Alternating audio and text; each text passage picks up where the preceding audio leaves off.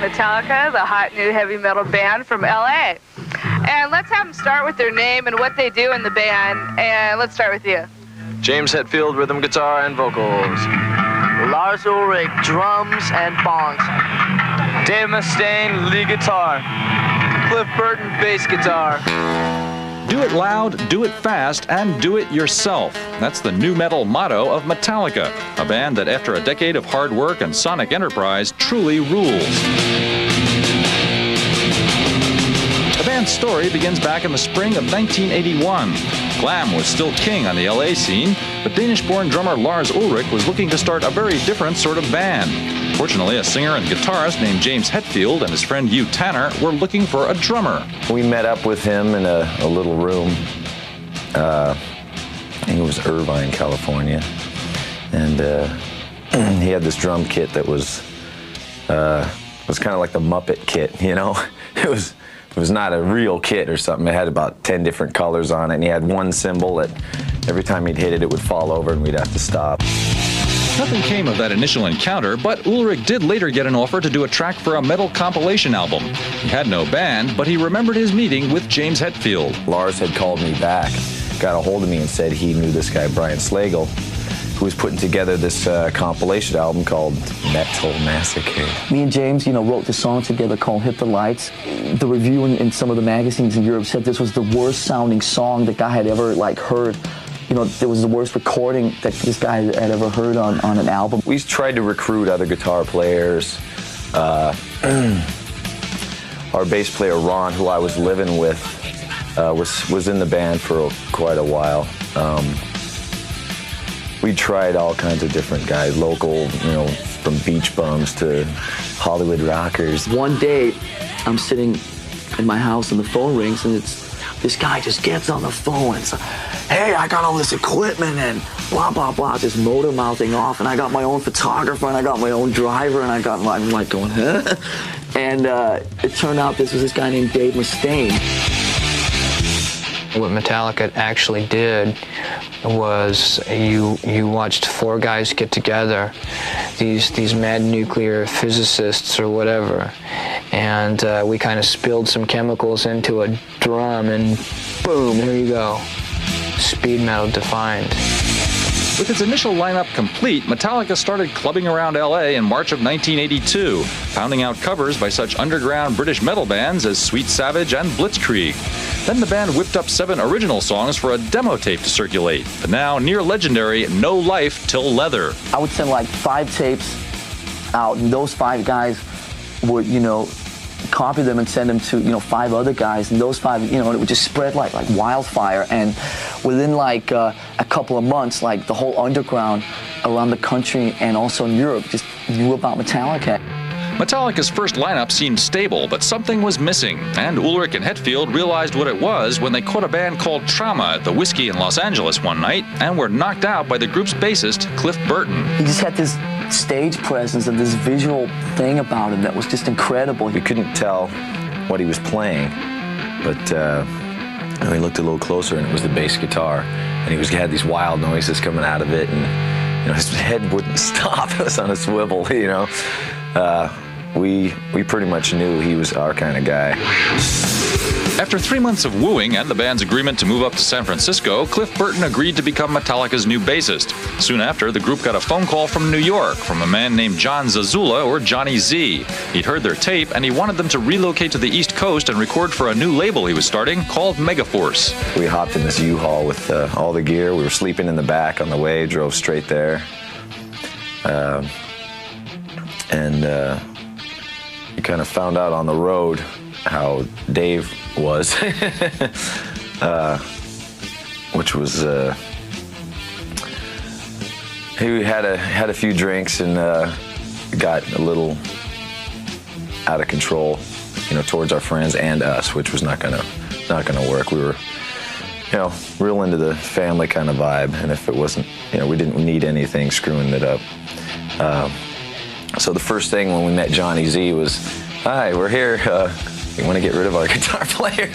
My feelings were hurt, and I still think of them all the time. It's been kind of hard for me getting to the point where I can accept all of that because there was a lot of jealousy and a lot of me dealing with what was going on in my head, watching these guys achieve this stellar position in the industry that I'm still working in. The decision to dump Dave Mustaine from the Metallica lineup immediately created a major problem, finding a wildly talented replacement.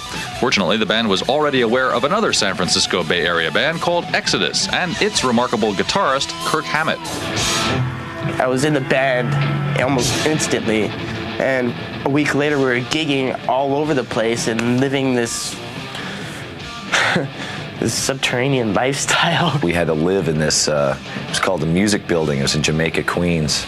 Other bands would come in and rehearse there and go home, and sleep in a nice little bed. And you weren't even supposed to, be there past midnight or whatever. But we knew all the people there. We were sleeping on, the corners and packing material, how our amps got there, The band in the next room over was Anthrax. And they felt sorry for us, so they gave us a toaster oven and a refrigerator.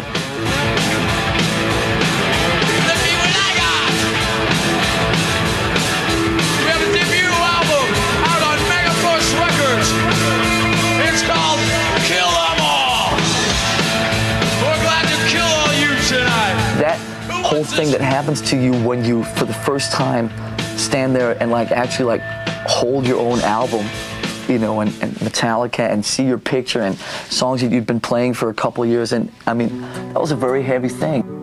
After their Kill 'Em All for One tour, the band considered hiring Armored Saint singer John Bush to be Metallica's frontman, freeing James Hetfield to concentrate on his guitar playing.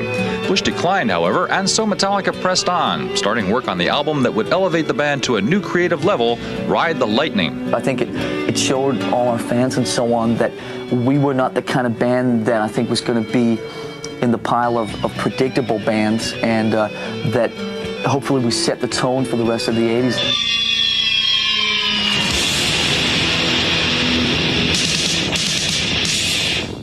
We're not trying to be something big and fancy, it's just us doing what we do. Let's keep it that way. Bring the music more across instead of the look. Not try and hide anything.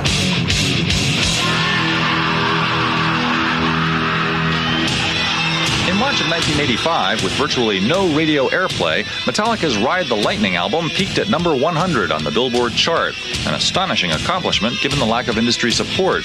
Encouraged and more determined than ever, the band parted ways with Johnny Z and his Megaforce label, hired new management, and signed with a major U.S. company, Elektra Records. Metallica spent the second half of the year in Denmark recording a third album called Master of Puppets. At that time, we were just getting out of that mode of, listening to nothing but, the most extreme music there was. Tried to create a little more mood swings into things, incorporate more acoustic work to, make the heavier stuff, heavier, dynamics and things like that. We started learning harmonies, which Cliff was really good at. He took music theory. He was basically teaching, at least myself, a lot about harmonies and how they intertwine, how they work together. You all know Cliff Burton over here? When we heard we got the Aussie tour, it was like, ooh, here we are, this is it. Things are going real well. 55 minutes, all our stage set up. It's real cool. We'd get up and at sound check, we'd be doing, Black Sabbath songs, and God, maybe tomorrow he'll get up and sing with us or something, Things were rolling along. I mean, Master of Puppets went top 30 album, and the Kill 'Em All and Ride the Lightning re-entered Billboard charts, and we had all 3 albums on at the same time, and there was a lot of things going on. The Ozzy Osbourne tour was a career peak for Metallica, and when the band decided to take a break from it to play some headlining dates in Europe, the members weren't expecting to suddenly go crashing down to rock bottom. But on September 26, 1986, tragedy struck. I couldn't sleep on the bus in this top bunk. It was too drafty. My throat, was getting screwed up, so I'd always go sleep in the back lounge. We couldn't get it all together. We were arguing with each other and saying, well, I want your bunk, well, I want your bunk, blah, blah, blah. I've never told anyone this, by the way. But our manager said, well, why don't we just draw cards? We said, sure. So we shuffled the cards, said highest card gets first choice of bunks. So, you know, I reach for a card and I pick 2 of hearts. Cliff reaches for a card and he gets ace of spades. You know, James gets a card, Lars gets a card. So Cliff has first choice of bunks. So he says, I want your bunk, Kirk. I go, fine, you know. So he gets my bunk. I end up with a bunk in the front of the bus, which was like not as good. And that night the accident happened, and it was a horrible thing because, you know, Cliff was in my former bunk. What happened that night was that the driver supposedly hit a patch of ice and the bus skidded. It shattered the windows and Cliff got thrown out of the bus and the bus landed on top of him. And when it actually happened, I got thrown out of my bunk and knocked unconscious for like 3 or 4 seconds. And when I came to, I heard everyone screaming, but I didn't hear Cliff. And I instantly knew something was wrong because I didn't hear him. And I got out of the top of the bus because there's an emergency hatch at the very top of the bus. And I turned around and there was Cliff. And I just said, oh my God. And I walked away and I was in absolute shock. And I was delirious. I was in shock. I was hysterical. Everyone was screaming and crying. It was too unreal to just deal with. It was like, you know, this doctor came into the room that I was in the hospital and told me that our bass player had died, and it was just too unreal.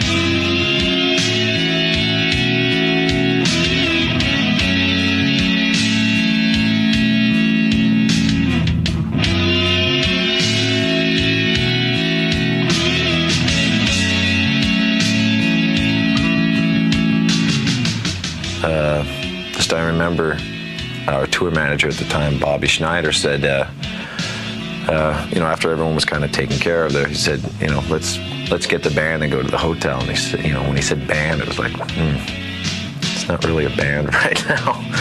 And we couldn't really grasp it for a while. We had to sit down and actually face this. You know, what were we going to do? We realized that the last thing that Cliff would obviously want us to do, and we couldn't stop now. Metallica had always been about going against whatever would come our way and just sort of carrying on. We weren't really looking for a Cliff Part 2, you know, someone who could like solo a lot and someone who was really eccentric like he was in his own way. They'd come in with their bass and they'd plug in and start fiddling around, and you knew right away. It's like, ugh. We had the little signal, you know, that we'd, you know, it was like, see ya. You know, you could tell if, you know, he started going, bap, bap, bap, you know, doing this funky stuff. It's like, wait a minute, you know, next. One day this kid named Jason Newsted just walked in, and it was pretty obvious that there was something about him that was pretty different. It wasn't just about playing bass. There's so much more to it, and those guys knew it, and I knew it. Deciding immediately that the band had to go on, the surviving members of Metallica set their sights on a new bassist, Jason Newsted, from a band called Flotsam and Jetsam. They chose their local hangout, Tommy's Joint, to tell him the good news. I guess that was part of the test, too, is to see if I could kind of hang and have, you know, beers and keep myself together. So me, James, and Kirk kind of ended up meeting in the bathroom up here, and we were standing there relieving ourselves and basically looked at each other and said, is that the guy? And we just kind of all just, you know, nodded and said, yeah, that's him. We came back, sat down around this very table. Lars said, so do you want a job? When I said, yeah, and I just got a little nutty and started screaming a little bit, you know. I just basically looked at him and I said, hey man, want a job? And this is what he did.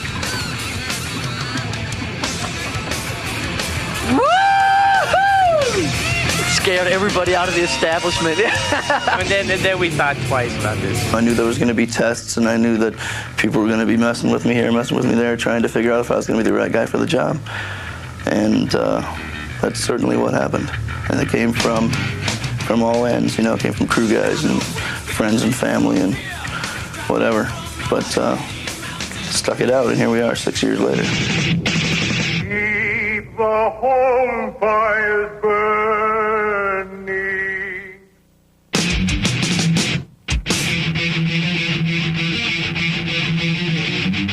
11 days after Jason Newsted officially became Metallica's new bassist, the band embarked on its first tour of Japan.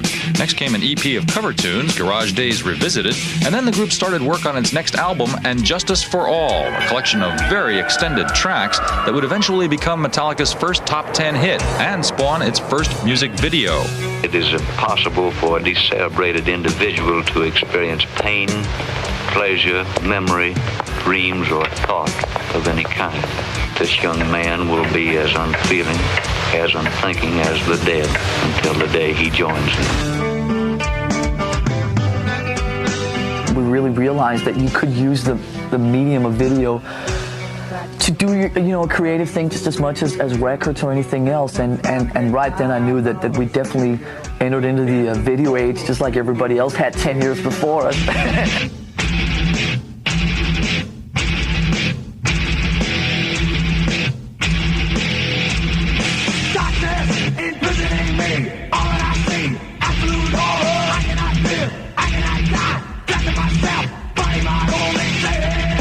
I remember now you're supposed to put makeup on, and James ran in the other direction and stuff like that. It was hilarious.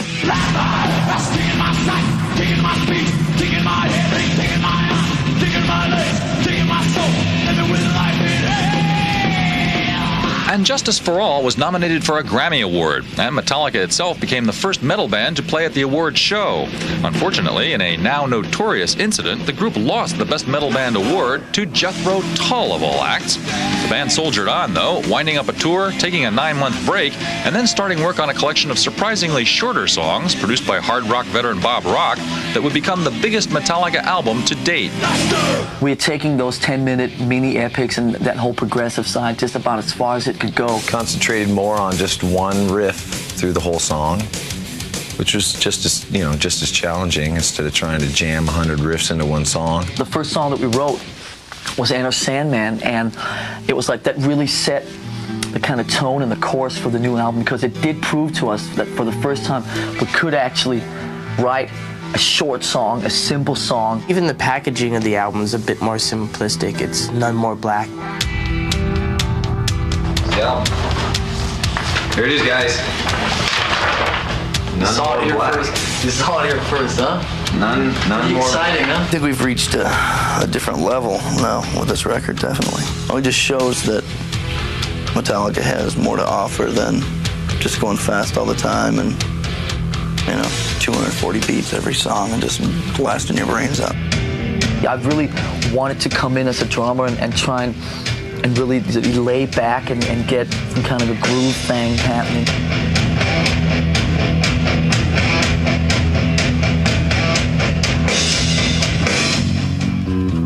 It's crazy, I know. The rhythm section of Metallica is crazy because Lars has always played with just the guitar. Never had any bass coming through his monitor or anything. So on this album, we figured out that the drums and the bass need to play together. Boom, boom, chick, boom, boom, boom, chick, to lay down a cool foundation for a song. I'm not trying to play 10,000 notes crammed into 4 bars or anything like that. I'm trying to get a bit bluesier. Singing-wise, had to sing on this one instead of just yelling in key. Something's wrong, something like heavy thoughts tonight, and the honest way. Dreams of war, dreams of lies, dreams of dragons fire, and the things that will fade. Metallica unveiled its unusual new album at a special listening party for fans at New York's Madison Square Garden. The record went straight to #1 in this country and topped the charts in 14 others as well. It also got the band invited back to the annual Grammy Awards show, and this time they didn't go home empty-handed. I want to thank all the radio stations and MTV, without whom all this was possible anyway. Whoa! Just kidding, guys, just kidding. People are opening their eyes. They were afraid, I think, before, and now they have to deal with it no matter what. we're basically a live band, and you know we enjoy playing live, and we enjoy being able to put on a great show. I mean, that really means a lot to us. See, this pretty much says it all. Heaven and hell. Up there, you go to become a rock god.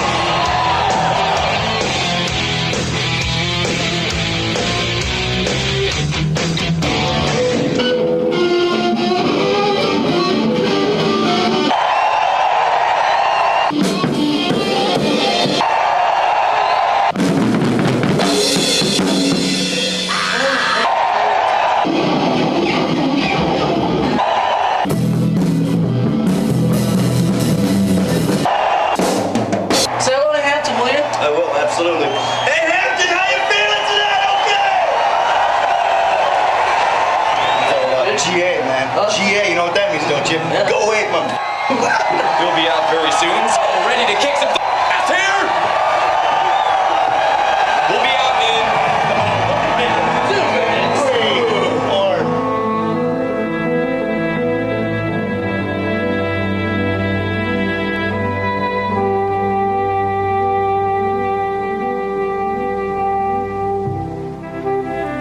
Once the lights go down and the intro music starts, there's no kind of really reality. It's all just zzz.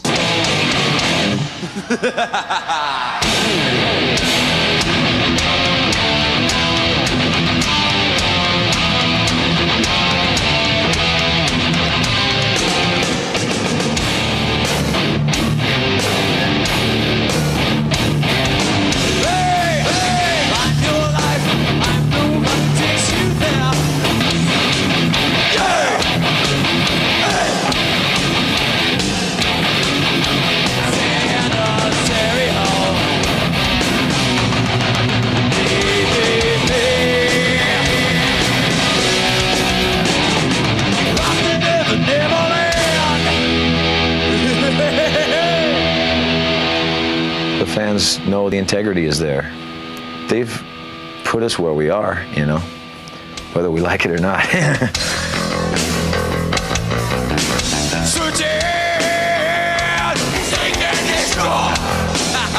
Metallica, it's my life, and I could not ever picture doing this with anybody else or another band name. And I think that the day Metallica sits down and says, okay, you know, no more, let's give this a respectful ending, I'm just going to do something else. I mean, it changed everything in my life, of course, you know. It was like, it was a dream for me to be able to even get into this band. So, I mean, it means everything. It means everything.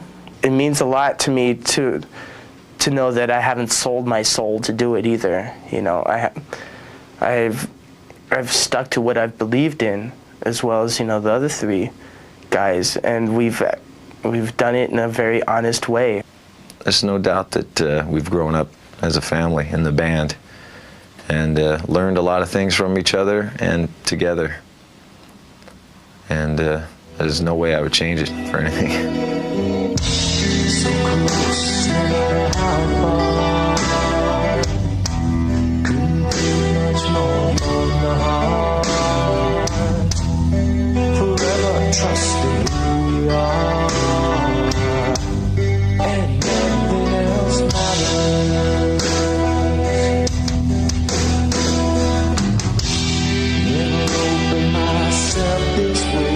Did we start something new?